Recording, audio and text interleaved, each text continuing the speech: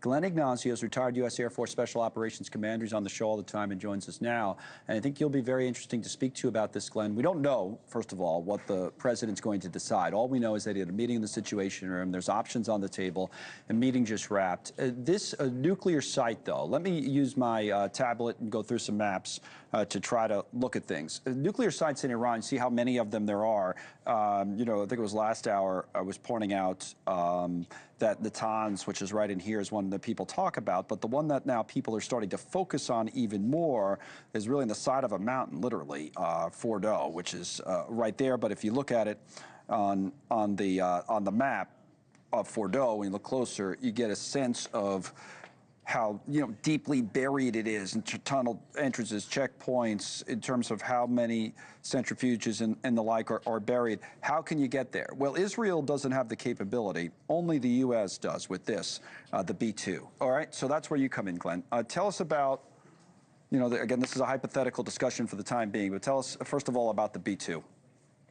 Sure. Well, the B-2 bomber, best thing for stealth. Well, they forced have air dominance over Iran, but regardless, the B-2 is completely stealthy. But in addition to this, it's able to carry what's called a massive ordnance penetrator. It's a 30,000-pound bomb. The B-2 is able to carry two of these. And the reason for this is because these things really go deep, penetrated. We use a delayed fuse, so it goes really, really deep. It explodes with that mass, and then through the entry hole, it just sucks everything out. If it's even deeper, they can put a second one literally right through the hole the first one made. The reason for this type of attack would be, one, because the facilities are extremely, extremely deep. Two, the ability to destroy it, or three, to collapse on it where there's no way to get to it in the future at all. That would be the objective. And unfortunately, these facilities are only able to use, or are able to get to with this type of weapon, and the B-2 is the only one that can carry it. All right, so it would be American involvement, right? Let me go back here and look at a map that shows something different. This map shows the U.S. troops who are within range of Iranian missiles. Now, we're worried about our troops and the Iranians firing at them. It's probably why the president's made the kind of threats he's made over the last couple of days. But what if the United States, again, hypothetically, wants to get more directly involved in this conflict? How would that be set up? Where might things be launched from? How long would it take?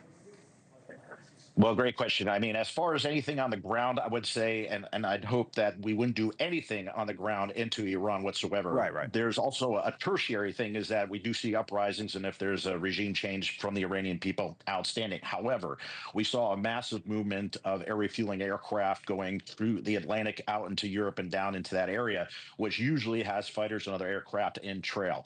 So there is a lot of forces being moved. Now, the other thing that we can see is that Israel is in the process of wiping out any of these ballistic threats and missile threats. That also has the effect of protecting our troops within Iraq and that theater. So we could use our tankers to air refuel the Israeli jets that are going into Iranian airspace. So there's a little bit of support there, but that's totally different than direct action against that nuclear facility. That would be the best thing to defend our guys. You don't think anybody's thinking about, as far as I know, U.S. ground troops, right? But what about the option of Israeli ground troops? And how would you compare and contrast the option of the Israelis going in with troops versus us dropping bunker buster bombs? Yeah, it'd be a logistics nightmare, because of the distance and also because of the size of the Israeli military, with the Gaza situation, everything else that's going on. So for our ground troops, again, I don't think that should be the case. We don't have enough troops to do something like that. And we shouldn't, again, give the Iranians the ability to overthrow if that's what they do. But due to the distance, it would be very problematic. However, we do have those Mossad and intelligence operatives that Israel has had there for years that can cause chaos inside, and that's what they'll do. Okay, so from the U.S. perspective, again, we're talking about only the possibility of air war or airstrikes, right? So what would you say to people who still say, you know what, we don't want to get involved in anything over there again? And there's people in both parties who are saying exactly that right now. Yeah, I completely understand it. And at the same time, to focus on particular strikes that are very surgical, that both gives us our specific targets and success criteria. We go in, hit the target, get out, we're successful. What we have to worry about from Iran is not just Iran doing something directly, but also the proliferation of this nuclear capability to terrorists and other organizations, which they have done. So that is the big thing. But I would say strikes to get this threat completely done away with, and that would be it, limited in and out. That's it. Glenn Ignacio, as always, thank you, sir.